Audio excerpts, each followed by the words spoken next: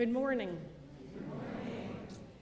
Welcome to Mainline Unitarian Church, and welcome to all of you who are watching via YouTube. My name is Deirdre Gordon, a member of the Board of Trustees. Our worship team today is Reverend John Morehouse, our senior minister, Caroline Bright, our intern minister, Silas Costa, our worship associate. Our music is by Jody Brown, our pianist, and David Brown, our acting choir director.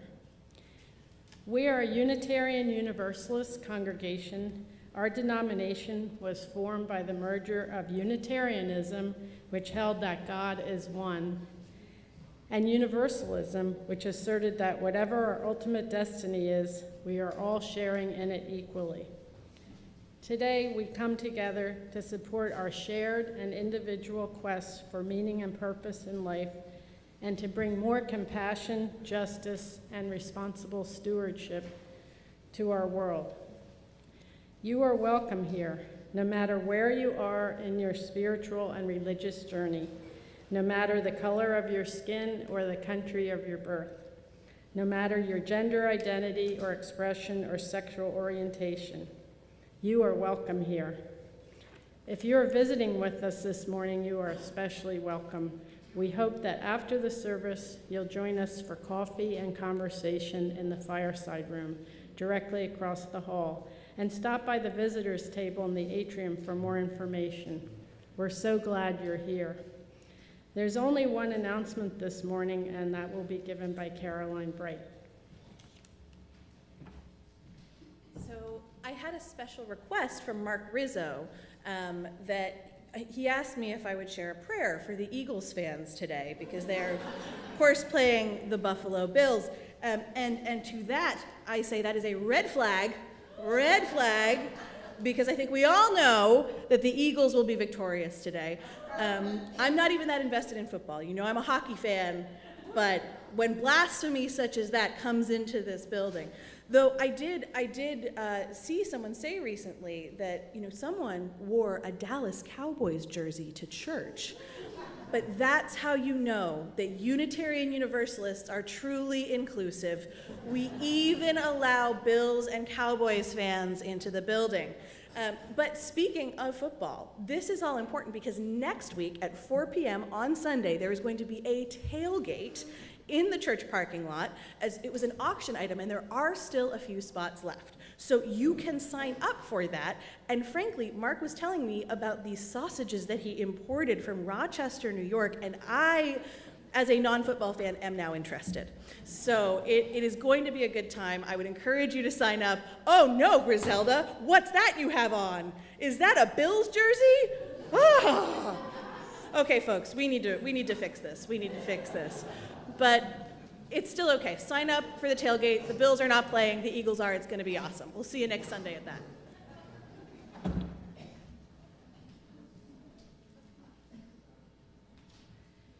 And now, please silence your electronic devices and join me in affirming our mission. Together, we transform lives through love, service, and our welcoming faith.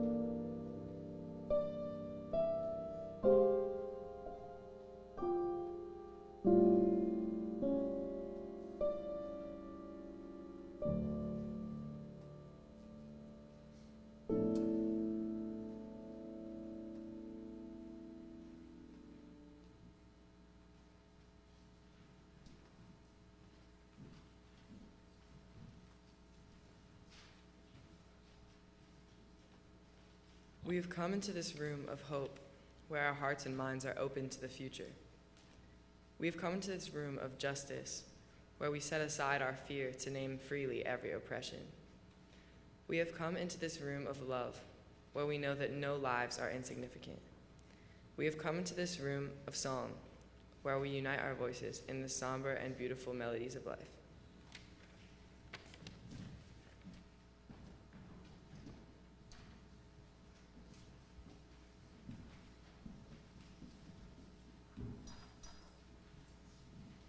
Our hymn this morning is number 52, In Sweet Fields of Autumn. We invite you to rise in body or spirit.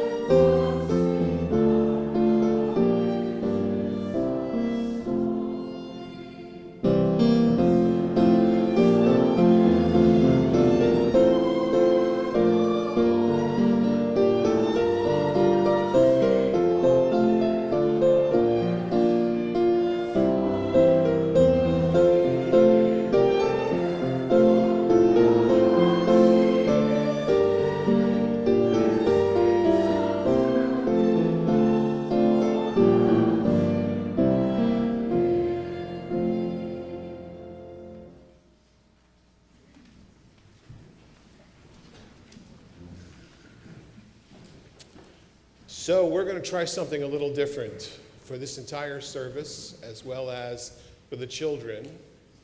This is something that I have done in other congregations, and I have found it to be a very warm and gracious opportunity for us to be together and to share in the blessings of community.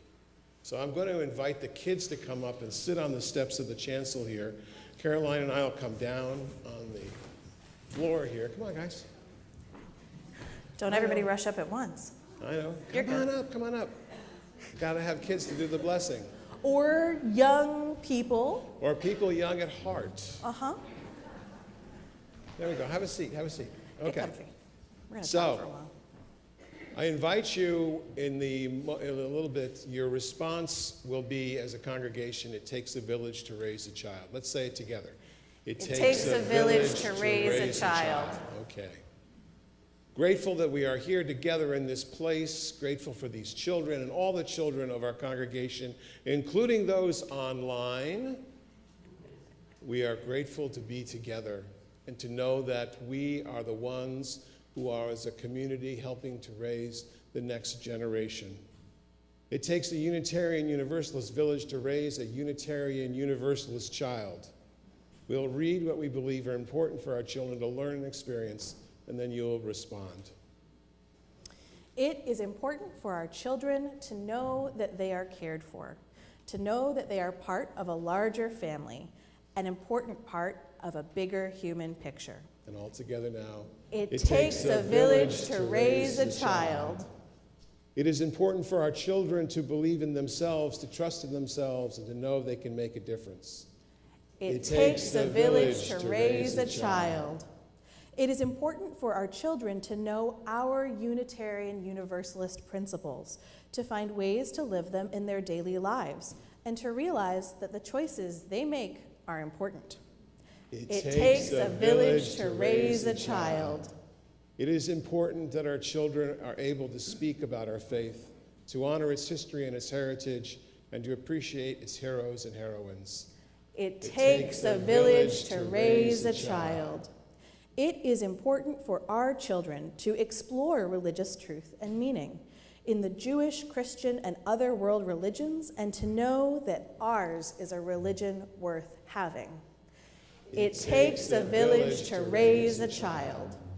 And it is important that our children experience the spirit of life, to feel the sense of awe and grandeur of our world, and to live lives of empathy and compassion surrounded by all of us.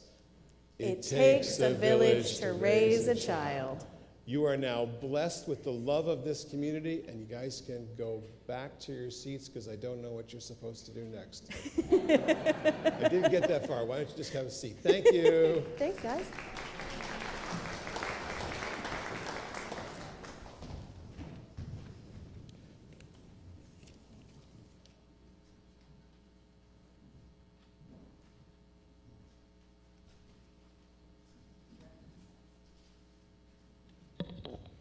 The recipient of MLUC's November offering outreach is the Portrait Project, a nonprofit organization whose mission is to use the transformative power of art to bring an end to gun violence. Artists working with families create portraits to honor victims of gun violence or souls shot. By exhibiting the resulting artwork to the public, the project invites the community to recognize what has been lost and to take action to end gun violence. MLUC has hosted an exhibition of portraits earlier this year. SSPP provides a full-color catalog which is provided free to the artist and family friend participants and is sold to the general public. It is the project's only fundraiser. Exhibitions are free and open to the public. Donations support expenses like hanging supplies, van rental, printed materials, explaining the project, and offering further resources and other outreach. Funds are also needed for professional videographers and online exhibition assistants. The organization aligns with UU Principle number 1, the inherent worth and dignity of every person, and number 2, justice, equity, and compassion in human relations. Thank you.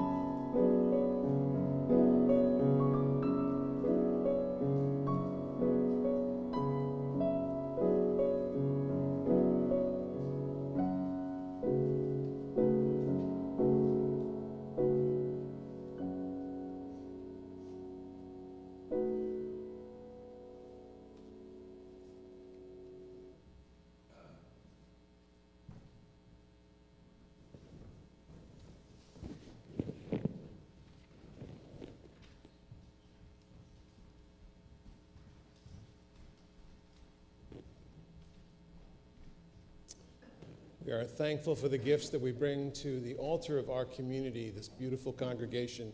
I invite you to say with me the affirmation of gratitude, which is on the screen or in the order of service.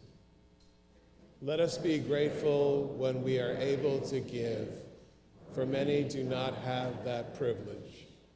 Let us be grateful for all our gifts, for we are enriched by their giving. And let us be grateful even for our needs, so that we may learn from the generosity of others.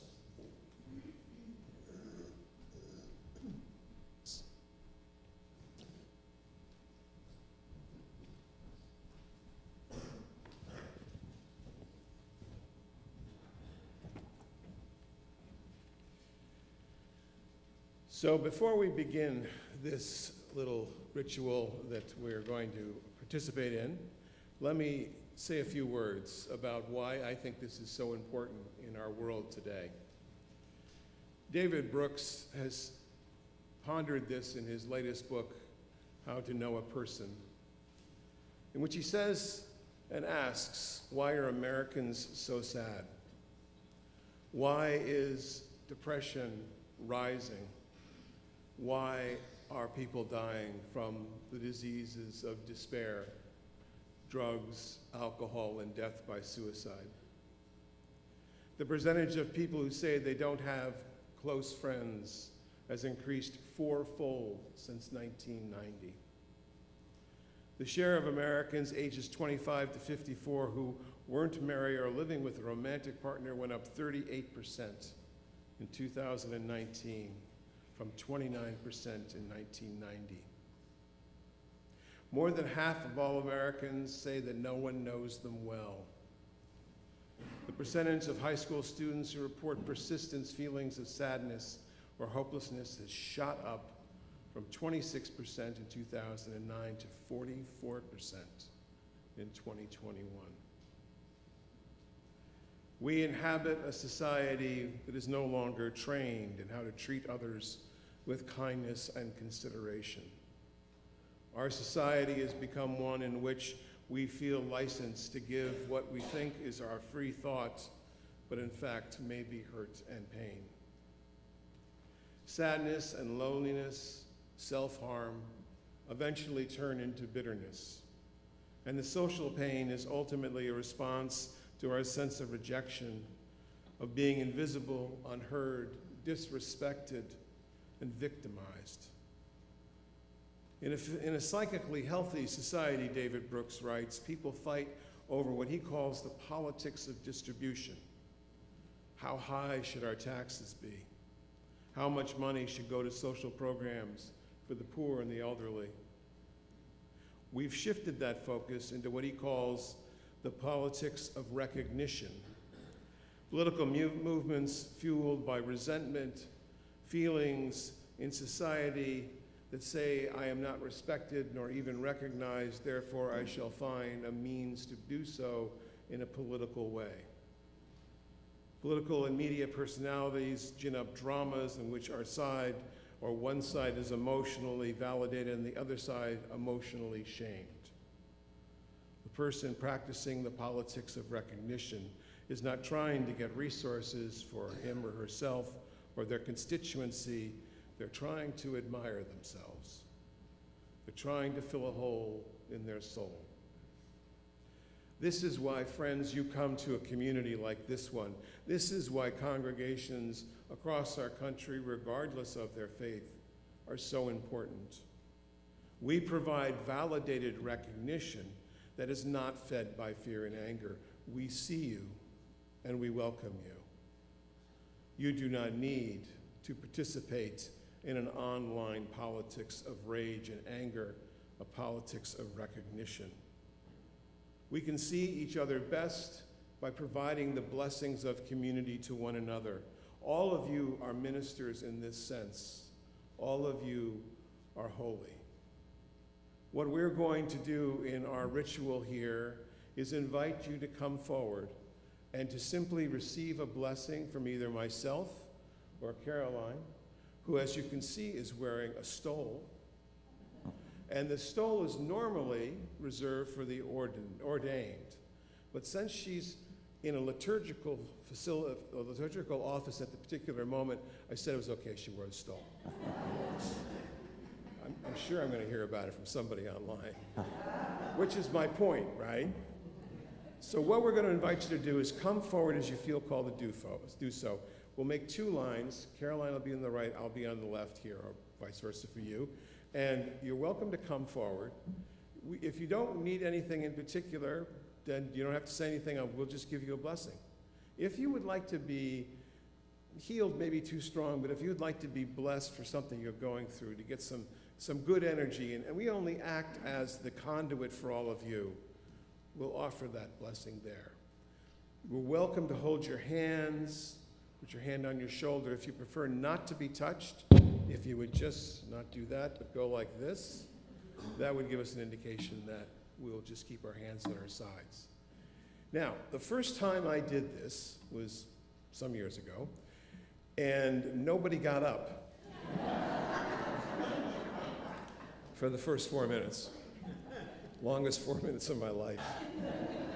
Then somebody finally got up, and then everybody got up. I'm pretty sure you'll all want a little blessing. This is the season of blessings. And if you'd like to come forward, this is the time to do it. We'll have music in the background, and the reason the chairs are pushed back is to provide you a little, we used to call it the cone of silence. You'll be able to have a short conversation with either one of us, and not everybody will be able to hear it, which is why David's got something special that he's going to explain right now. Of course.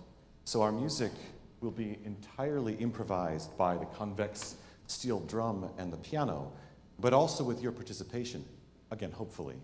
What I'm going to do is occasionally throughout this improvisation, I will sing to you on a neutral syllable like ah or oo, an almost chant-like sequence of notes, and I will ask that you repeat after me. So for example, if I sing ooh, you would sing and ooh, and again ooh. So when I give you this indication, when I sing to you and you sing back, I want you to continue to repeat this figure indefinitely until you decide to stop singing, and the natural decay of one by one, each of you stopping the singing, the chant will come to a close, and I will introduce the next one. So now I invite you to come forward and receive a blessing. Before we start.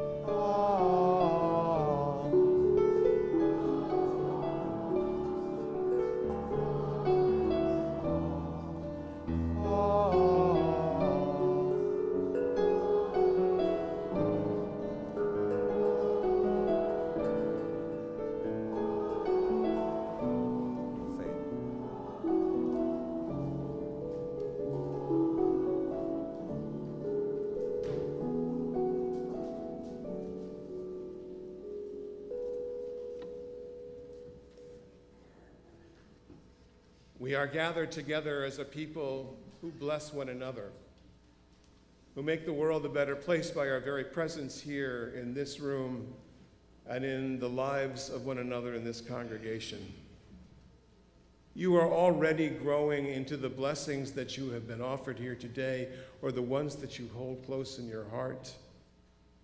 May you know that whatever boundaries you have, you will be able to find a way beyond them to a freedom that resides in your own soul.